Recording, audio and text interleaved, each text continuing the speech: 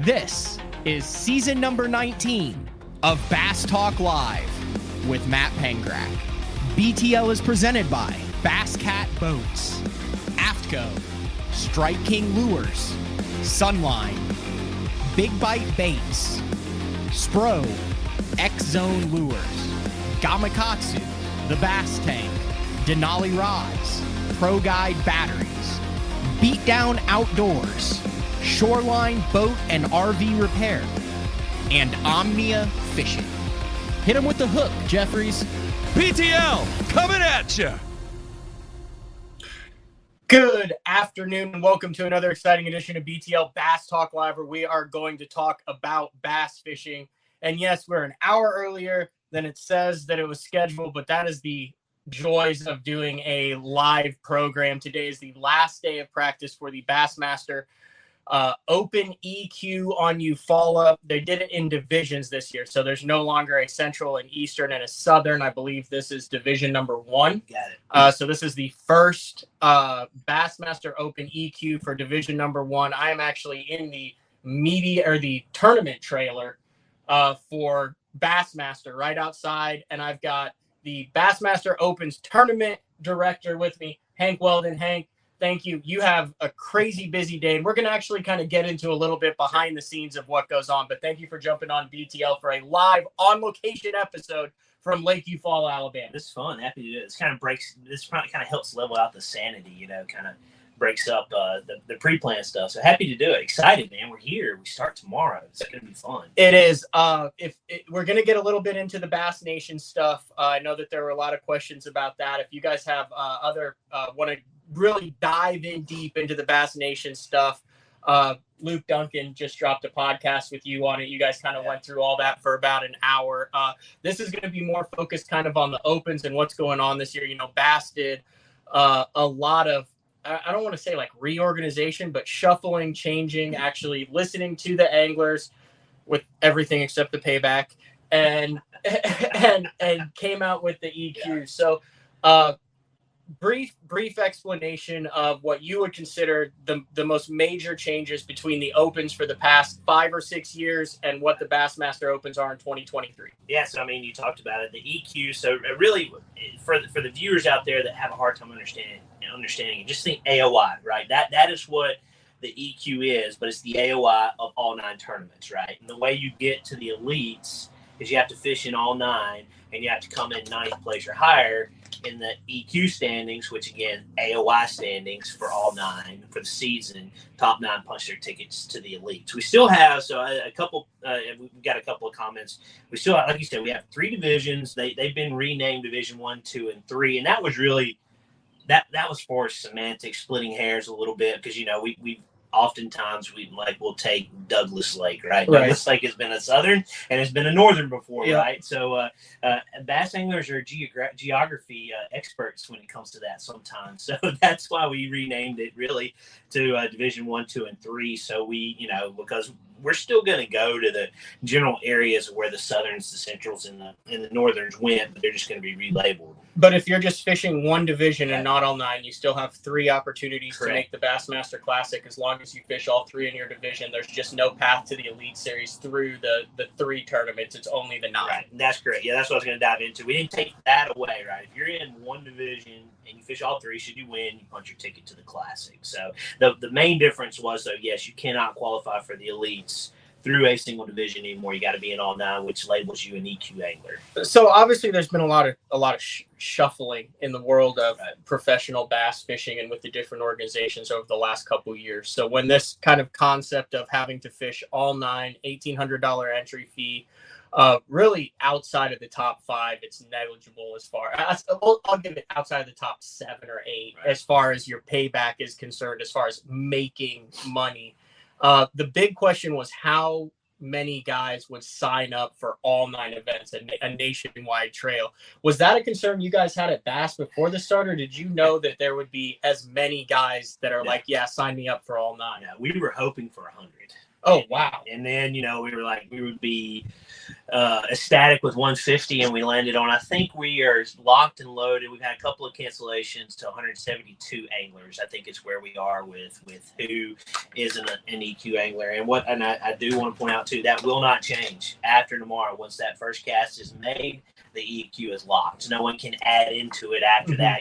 They're signed up for Division 1. They have a good tournament here. They want to get on the wait list for Division 2 and 3, and should they get in, they will not be considered an EQ angler. So you got to be deposits paid, signed up for all 9, I see what you're starting saying. tomorrow. To keep a guy from signing up for Division 1, smashing them on Eufaula, and then signing up for you can't have the luxury of knowing how you finish after the first tournament. But that's interesting. I mean, to answer your question, no. I mean, 172. I talked about this before. We don't know how to forecast it because this is year 1. But will we maintain that? I would say probably not. People are going to realize what kind of gauntlet this is, and it's happened every year. I think it started with 83 last year, and I think it ended with like 46 that fished it. The year before that, I think it was like 40, and it ended up with like 20 something that ended up fishing all of them. So and a lot of that, Brad did that one year too. I mean, he was like, hey, I'm out of it.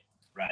And instead of wasting my time on this, I can focus on ones at the end. So that's understandable. But I mean, you guys filled over 150 like in the first day. It was quick. It was very quick. I mean, we were at 170 within like the first 2 days, and we had a few more trickle in, but it was very fast on how quick the EQs jumped on board. Did that kind of change how you guys planned on covering it with as much interest as there was? Because I know that Bass is also we've talked about it on BTL. You do a weekly email where you talk about it too. There's been some more emphasis on it, but how does that fit as far as the general public interest in the Opens versus the Elite Series? We're just coming off back-to-back weeks of the Elite Series.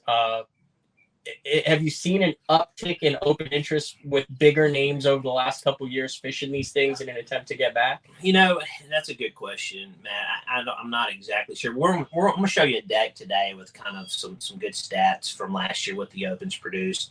And I mean, we had an awesome Elite 1. I haven't seen the final numbers from Seminole, but I think you're going to see an uptick with the elevated coverage. But back to your question, no, we were committed internally to upping the attention. I don't want to say that it wasn't paid attention to in years past, but just allocating more resources to the Opens, because we're asking you guys to commit to all 9, so we've got to make sure we're committed to you and give yourself a good platform to promote yourself. That's always been the Bass brand is giving you the ability to promote your sponsors, promote who supports Matt Pangerack. And I think we're getting there. We certainly are elevating what we're doing here, and I'm happy. I enjoy it because it's creating a good internal communication between us and the anglers. Where we all can build this EQ series together. Is this something that you see like as the EQs as a long-term kind of pillar of BASS at Bassmaster, and it's not just a year or two of trying to figure out, because it's weird in fishing, everything changed. Like the Elite Series is like 15 years into the Elite Series. I don't think people realize that prior to 2006 it changed like every 3 years. Top 100s, top 100s, invitationals, E50s. top 150s. The E50s. You got boat racing. You got all sorts of stuff. This kind of period of stability with the Elite Series is really never before seen like that. Even FLW and Irwin had all sorts of crazy formats and changes and cuts. The Elite Series has been the Elite Series. Is that the hope kind of to establish the same thing? And kind of you alluded to it a little bit with the Nation reformat. It's kind of, the hierarchy, I feel like, is more established, more understandable, not only for the angler's sake, but for the general public too, with kind of your route to get to the elites, but really to get to the classic that's at the top of that pyramid. It's interesting. Different guys fish it for different reasons. There's guys that are out here this week that literally are trying to get to Grand Lake, which is just announced. I was on the water when that was announced, and I was like, I got butterflies on the water practicing, because now I'm 3 days away from being in the Classic on Grand Lake. Obviously, it's a lot easier said than done, but yeah. So you've got the Elite Series, the EQs, and then let's touch on the Nation stuff. What we're actually going to do here is, everything kind of kicks off at like 1 o'clock. You Right. have photographs for the EQ anglers with their boats and all that. And then you have a meeting, you have registrations. Then you actually, everyone's here for the meeting this time. Well, yeah, just EQ anglers. Just the EQ. just So EQ. We're doing basically preseason everyone. meeting, like 175 of the 225. That's right. So we're going to do a little walkthrough before everyone Okay, gets cool. here. Yeah. But I did want to touch that. You did mention the Bass Nation. That press release that came out last month. It was 2 weeks ago yesterday. Okay. I think. No, last week. It was last week. Yeah. That's been a very interesting journey with the Bass Nation over the last couple of years, hasn't it? I mean, you've been living it, doing it, and kind of where I came from, running the youth platforms. It really is kind of modifying. We've used that word a lot, and however you want to conjugate it, but the modernization, reaction, whatever you want to call it. But yeah, it's kind of shifting to those formats because those formats work. I mean, you look at those numbers, it's where we are with youth, and for some reason the kids are coming out of there. And then I want the viewers not to think that it is just solely motivated the change for the youth, because it's not, because it preserves the club structure too. But yeah, it was we were losing a lot of kids to to weekend tournaments, other series trails that they can just jump into, and they don't have an interest in the nation. So it's designed to accommodate those anglers as well. Toughest part with the nation is making it attractive for the anglers that you just talked about without pissing off the old guard. And that's as flat as you can say it. I mean, the guys, do you remember the back of Bassmaster was the Harry and Charlie and the Scuppernong flavored jelly worm and the spinnerbait with the hubcap blade on it? Like, those are still like the lifeblood, in my opinion, of bass. Those are the guys, the reason why I was able to fish with the club. There's still a bunch of those guys that are in it. Wipe the floor with you on the water too. Still do. But it's weird because you have to have a balance between what's new and attractive, but what maintains history. And that Bass Nation, we'll go back to the Federation Nation, the Wrangler Angler, the national championship, the jackets, the trophies, the representing your state, the working with a team. There's a whole generation of bass guys that, that's what they freaking lived for. And that's what it was when I first got into it, and I've kind of watched it more from there. But that had to be a challenge to try to keep both parties happy. It was, and I will tell you, we did not just say, hey, let's try this, see what happens. There was a lot of meetings. We had a committee formed that were old school people, new school people, kind of moderate people, right? And we just, it was kind of like when I told the presidents that we were doing this, and there were a lot of presidents involved in this decision, but when we went live with it at the Nation Championship, as you know, that's when we have our leadership meetings and stuff. I told him it kind of reminded me of back in 2013 when I walked into the youth director meetings and we had the JWC, they come from casting kids. The Junior World Championship, the one that Bradley Roy That's won. right. Yeah. Old school stuff. We took it as written on the board, we erased it, and we started over. And I don't want to say we were doing that, but, it was some people feel like we're doing that. But I think, again, I've talked about this. I hope it's replicated or realized. Replicate is probably not the right word, but realize when you look at how many berths to the Nation Championship are allocated through the states, it's significantly higher than what's allocated through the Opens. So that and I hope that proves that the club is still very important to us, is still very vibrant, and you can still really not change anything that you're doing on your local state level. It just changes where you advance to. And now you advance to the big dance for the nation, to the Nation Championship. In truncated terms, you still have your state team. You're still on your state. You're still a member of the Oklahoma Bass Nation. Based on how many state team members depends how many berths you get directly to the national championship. We'll just say if it's 1 in 10 and we have 30 state team members, the top 3 in the state go straight to the national championship. The rest then can go to 4 regionals. Qualifiers. You finish in the top 20% of the qualifier, you go to the national championship. The biggest change here is that the national championship is now a 250 boat field with an entry fee. No entry fee at the national championship. At the regionals. Regionals has. Dang, I was doing so good too. Yeah, that's good. Hey, but they're still sending 3 anglers to the Bassmaster Classic, the top 3 from the national championship, and the top angler still gets an Elite Series invite. That's right. All right, answer this how you want to, but in my opinion, bass gets their butt kicked at the BFL level. It's the serious angler that is willing to drop $500 a weekend, can fish a bunch of divisions, but isn't ready for the open and is above a club angler. Right. Is this kind of with the 4 divisionals? You can fish all 4 if you want. You can still fish. How is it planned to get that BFL level angler over to bass? Because they're killing it at that level. MLFLW. Right. Yeah, I mean, no, you're right. I mean, that's that college angler that graduates, right? And they don't want to jump into a club, can't make the meetings, whatever it is, but they can hit a Saturday morning tournament. So yeah, you're right. I mean, we are kind of targeting that angler to a certain degree with the qualifiers. And we've tried it with the weekend series, and we know that wasn't as successful as we wanted it to be. And FLW or MLF, they do a great job with that. They've got the logistics. They've got the tournament directors. There's Chris Bose, Lisa Talmadge, me, Gio Compton, Glenn Till. There's that. They have like 15 for between all the divisions. Right. Yeah.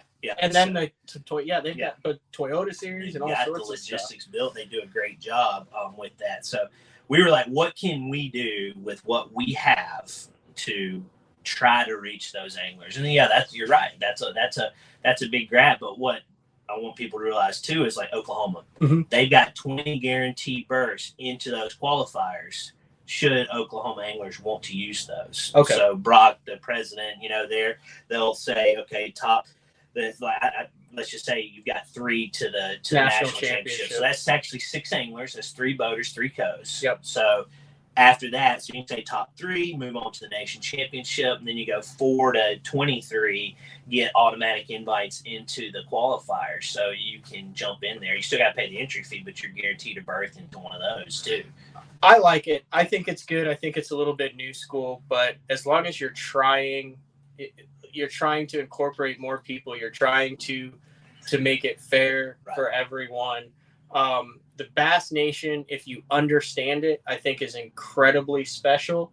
I think the issue with the Bass Nation is it's almost like government, where there's like every state is run, and you've got like Washington D.C. with you guys, but then there's some funky stuff that goes on in every state.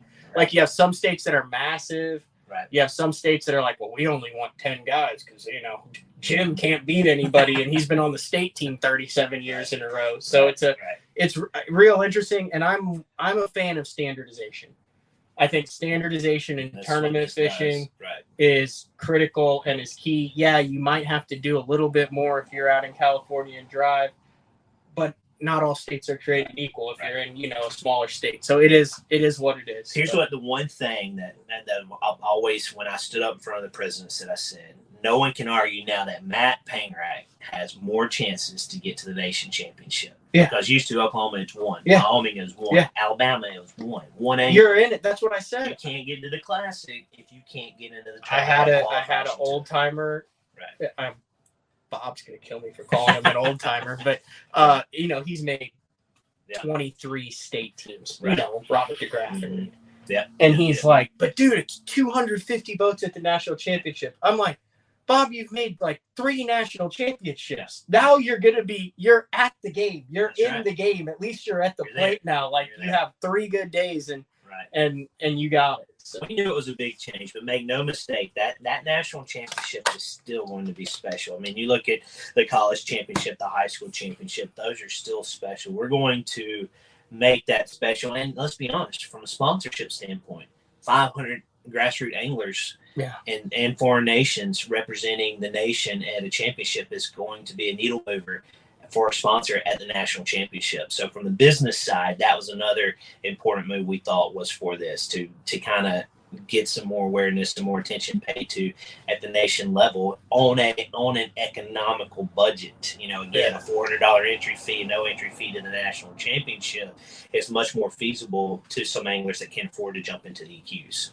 No, you're absolutely right. And if you guys, and I talk about this all the time, want to join the Bass Nation, you need to just find your most of the nations have a Facebook page. And then on Bassmaster.com, we've got all their contacts. Also, go to Bassmaster.com, go up to the tournament trails. And the Bass key is Nation and the Click. more members that jump in Oklahoma, the more burst to the national championship they go up. The more it is. All right, I That's want to peel the curtain back a little bit on how we end up where we end up for the Bassmaster Opens. I think people will find that. Then we're going to take a quick break, and then Hank was nice enough to walk us through some behind the scenes on what the weigh-in scene, what the deal looks like here, and then we'll let him get to work because, like I said, you got a long afternoon ahead, and you're going to be talking for literally hours and hours and hours and fielding a lot of questions. So, everyone wants to know, well, how do you end up where you end up for the Bassmaster Opens? And just in a truncated version, what are some of the factors that play? I know that 7 of the 9 stops this year, you made a big point of trying to find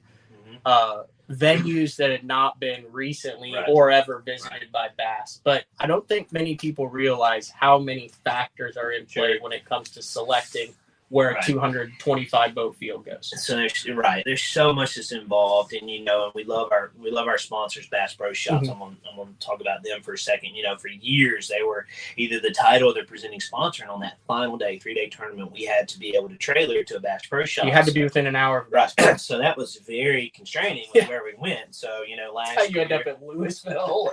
it goes back to the Boat US college days, man. Louisville, it's a tough pond for a lot of people, but you did fish that with Wade, did you? Oh yeah, as a Bama guy. Yep, back in the day. Oh, I hate. Did you fish the one that Rackley won before he was Lake Ford guy? Yeah, throwing the shaky head across the lake, through that little gap. I forget where it was. Anyway, on the marina on the right. Oh yeah, I remember that. But so that was the one. I don't want to call it easy, but easier logistics that were lifted or constrained. Yeah, 2 or 3 fisheries around the country that were within an hour of Bass Pro. Wide open, but I know there was some concern with we are zigzagging you guys a little bit, but you also got to look at from a Bassmaster logistical side, right? We were at Okeechobee, Seminole, then we jogged just north to here, right? So that makes sense from us. Yeah.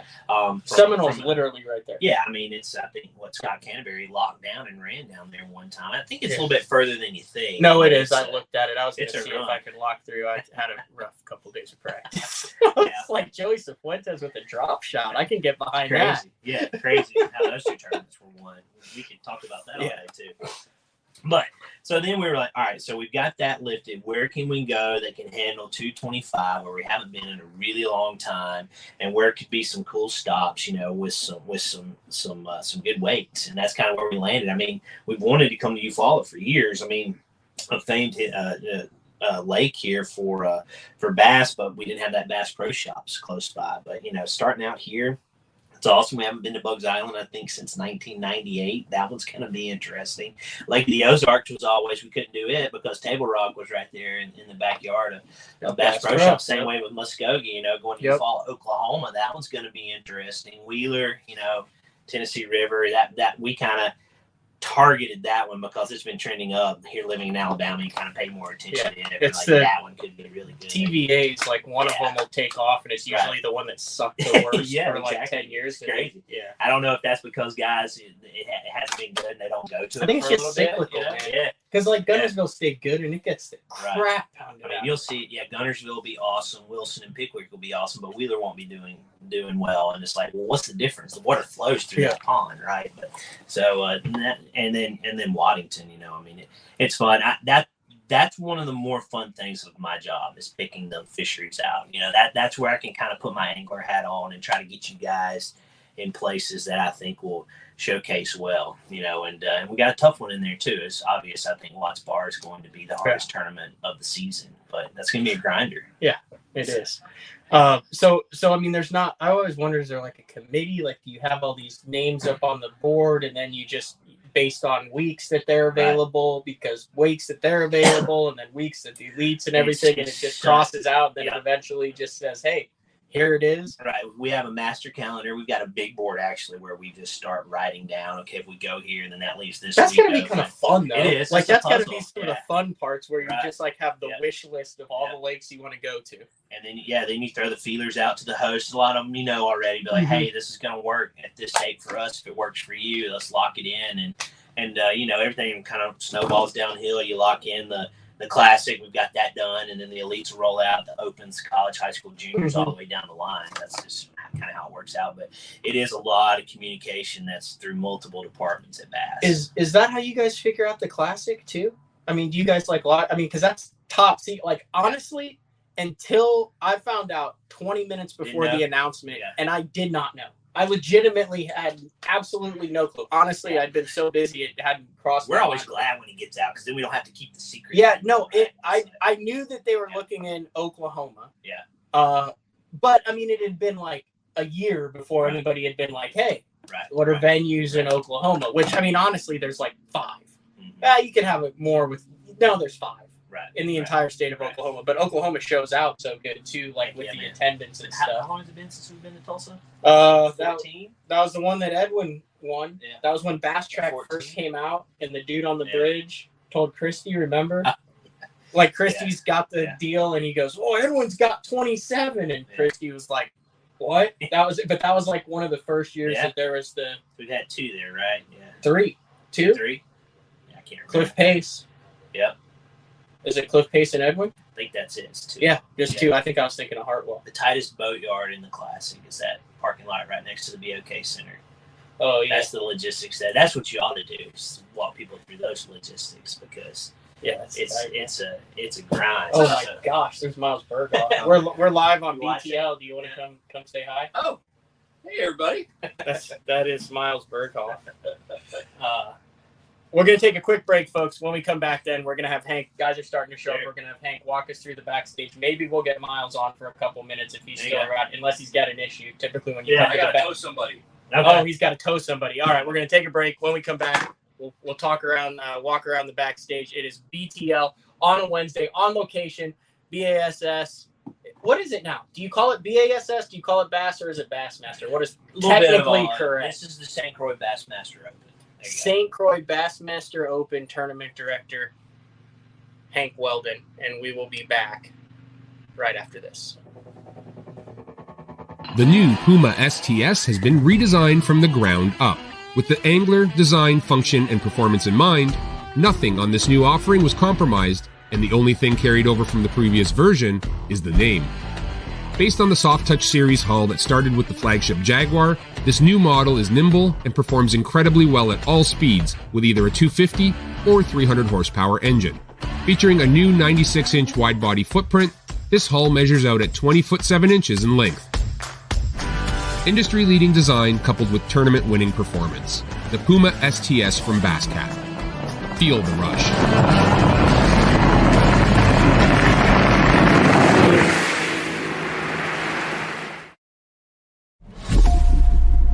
Blowing us up in the comments. Yeah. Hold on. Are you live still? Yeah. All right, we're back. We ran a commercial. We'll try to figure out how that works. You want to walk through some of the behind the scenes? Take the Ford deal, and then we'll just walk and follow. How we doing? Yeah. So that's the brain where we just were, the main office that houses our databases, when that it tells me, all right, here comes Matt Paintrack up, I can see like all your finishes, all that fine stuff. So that's kind of we call it the principal's office too. It's never good if we have to call an angler into there, right? But so let's see, let me get back here. Fish care is obviously very important to us. And that's I think replicated in our system, but so this is the side of the stage where all the anglers will come up. We don't have it fully set up yet, but so if you can pan out there real quick, so all the anglers as they check in tomorrow, they'll dock up right there, and then they'll get a 2-bag system for us, a mesh bag, a solid bag. And you bag your fish in the mesh bag, in the solid bag, and you'll come up backstage, and then you'll leave your fish in the mesh bag, but leave your solid bag behind. And then these big tanks will be filled with water. They got a little bit of water in it right now, and they go through the system, and then they'll hand the fish off right here to our guy, Mike Burtis. You actually just probably saw him a second ago, and we'll check them, make sure they hit the 14-inch length limit, if they're alive, dead, etc. And the thing I like to point out, though, is these fish are in the water the whole time, except for like right here. We'll have them in the water here, too. We'll have one side with water, one side without.